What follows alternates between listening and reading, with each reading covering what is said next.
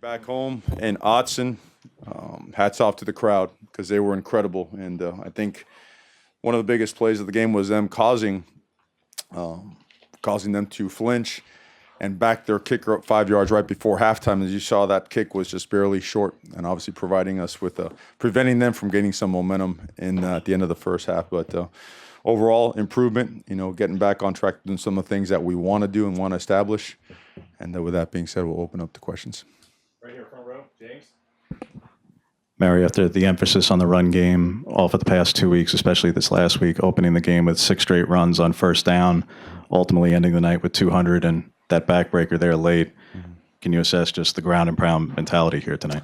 Well, we made a decision. The guys, we talked about it, and it was about enough is enough. We're going to put our foot in the ground, and we are going to recommit ourselves to being the physical team that we started the season as. And it was important to do so in practice, in the way we approach practice, and just being open and honest with ourselves as a staff and as players that, we know what our identity is, and we just have to go and put it together and go do it. And we worked at it, and it was good to start the game like that, just come on out and get physical and be able to establish some pretty good play at the line of scrimmage. In the middle on the right, Steve. Mario, wondering how long you've been waiting for the fake field goal there with Blake, and that was one of the few special teams plays that kind of flipped the field for you guys in the first half. Yeah, well, when I asked Bobby for it, you should have seen the look on his face. He was like, huh, because you practice those things for years, and the players are always wondering when you're going to use them, when you're going to use them. But it had looked good in practice. And they, there was a hole there for us to have, and the way that they bring that overload rush. As long as the holder does a good job putting the ball down, you have a chance. You have a chance for that edge to collapse and get around it. And Blake did a great job getting those guys sucked in and getting outside.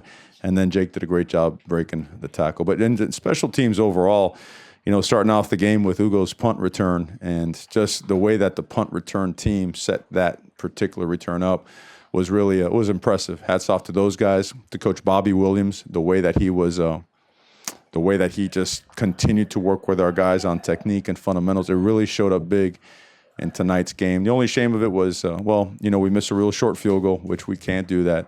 And then on their fake, we actually had a guy assigned to. We felt the fake was coming, and we felt that we could bait it. And but our guy lost him. So that was something that we certainly got to work on so we don't get hit by it again. But overall, some really good special teams play. On the right here, Ryan.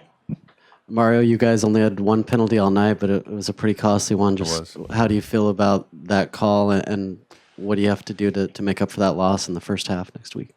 Well, it's a great football player that was ejected in a critical part of the game, but the rules are the rules, and that's the judgment that was passed on, and then we have to abide by it. I don't, of course it's frustrating when you lose a great player, but I don't think you ever take the stance to vent and be upset with, these officials are working their tails off. They're trying to do things the right way. Certain rules are in place for it. It was a great play. It was a great play and a great block, and, I guess it's probably best to leave it right there. Right here, back middle. Thanks. Coach, your team scored more points tonight than combined from the previous 2 games. What changed for you guys offensively tonight for you guys to be so effective?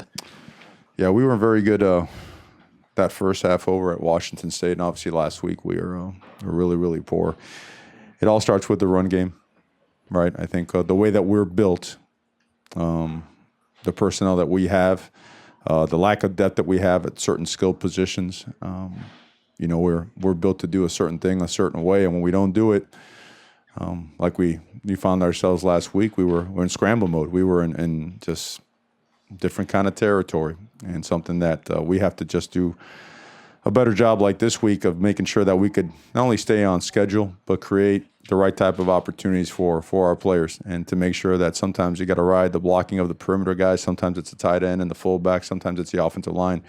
But again, to me, the biggest credit to the players for all of us getting together and making a decision that we were going to get back to the ways that we felt we were headed in the first 6 games of the season.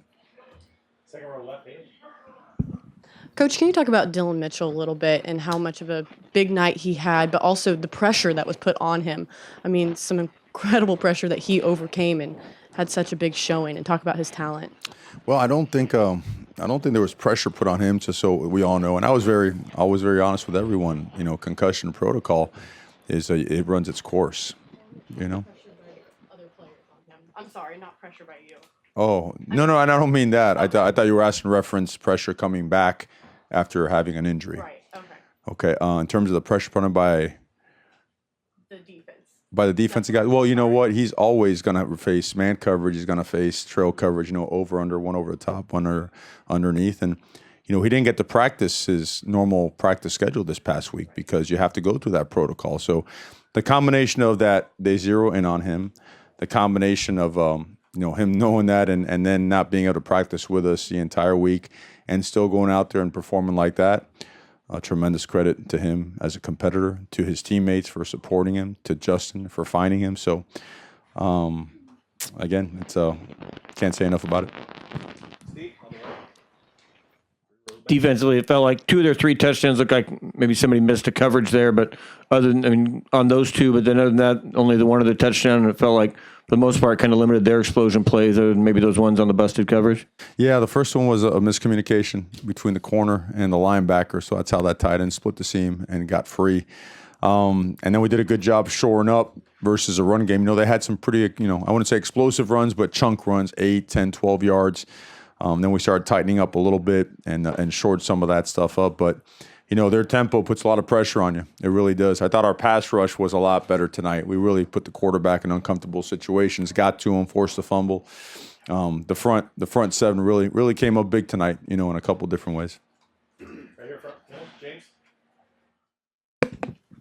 Mario, when ultimately did you know for sure that Justin and Dylan were going to play? And I know you touched on a bit with Dylan there, but anything surprising at all about his performance, just given that he didn't practice? I know you're certainly well aware of his capabilities, but because he didn't practice this week, anything surprising about his performance? I would agree. I think, you know, this is still college football, and I think that college guys need to practice throughout the course of the week to be at their very best. The fact that they were actually not practicing in the early part of the week and then started practicing because they were cleared very early. We just wanted to ease it back from just an emotional standpoint and just a pace standpoint. And the fact that with the practice that they had, which, again, it wasn't like they didn't practice. I mean, they probably got 60+% of the reps. It's a tribute to them to play so well. It really is, especially against a team like that. They have good players. I mean, that's a team last year we went up to their place and they put it on us pretty good. They have good football players and really good athletes. So hats off to both Justin and Dylan. Kind of touched on the defensive line, but Austin Fiala hasn't been healthy for the last couple of weeks. How much of an impact does the improved play of the defensive line correlate with him being back and 100%? Yes. No, a lot, without a doubt. He is an explosive guy. You watch him, you know, when he's out there, he's a guy that really changes the line of scrimmage. Like, he makes a dent and he goes that way, which makes it really tough to run certain things, especially the way that we play him. He's a 3 technique. He's a 4-eye. We move him around. He's a great mismatch in the passing game as well. So he played a big role. And, you know, those other guys, Gary Baker's coming around. Carlberg continues to improve. So overall, they play really good together. But without a doubt, Austin's a big piece. On the right front, Ryan. Mario, how important was Justin Holland's strip sack to reestablish the momentum? Because I think that happened right after you guys got stuffed on 3rd and 1 and 4th and 1 to give them the ball back. Without a doubt. You know, we went, it was 3rd and 1, 4th and 1. We didn't get it, which we'd go for it again if we had to. Really would. And so we needed something. We needed something right there. You know how momentum in college football goes now. You got to have it, and you got to keep it. And if they get it away from you got to get it back. That thing turned it, and it turned it fast. Great play by him. Again, can't speak enough about him, the type of year that he's had. He's come up big, and I think tonight, what we saw, he played with a relentless engine tonight. I mean, he really got after it, and he caused a lot of problems for UCLA's offense. Second row, left, Eric. You guys faced a lot of short yardage and goal line situations, and kind of it seemed like an even split in terms of success. How do you assess those situations and your guys up front? Talking about tonight, third was 8 of 17. 4th down was 2 of 3. So we missed 1 on 4th down. For the year, we're really good. For the year, we're almost 100% on short yardage, whether it be 3rd and 4th and on the goal line as well. But the one we missed tonight, we knew what they were doing. They were playing the under front, 4 down. They were moving up the mic and the will at the line of scrimmage so that your angles had to be a little bit flatter. We just felt we would get a crease in there. The safety came up And I believe it was Travis that carried the ball, if I'm not mistaken. They met right at the line of scrimmage, and we couldn't get that extra push that we needed. So, but overall, there's a lot of good stuff going in there, and especially when we just kind of line up and do it. It's kind of a good way to establish a mentality. We have time for 2 more. Back, left, 3. You've touched on this a little bit, but your first 4 touchdowns results from special teams play and your defense. How much did that really help you guys find momentum on the offensive side of the ball? And looking back on this game, how important was that for you? It plays a huge role. We've learned from our players and in talking to them. Sunday was a really big day for us. Sunday was a day when we got back from our trip to Arizona. We kind of pumped the brakes on everything, and we just opened up and talked. And we had individual meetings with every single player on this football team because we want to know what was inside. And one of the things that was inside that really popped was the fact that the offense really feeds off the defense and the vice versa.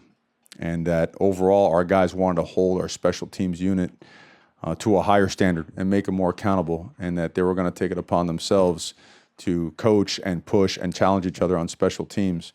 And I think what you saw tonight was a product of that, of just a decision, hard work, and some good execution. From middle, James, last question.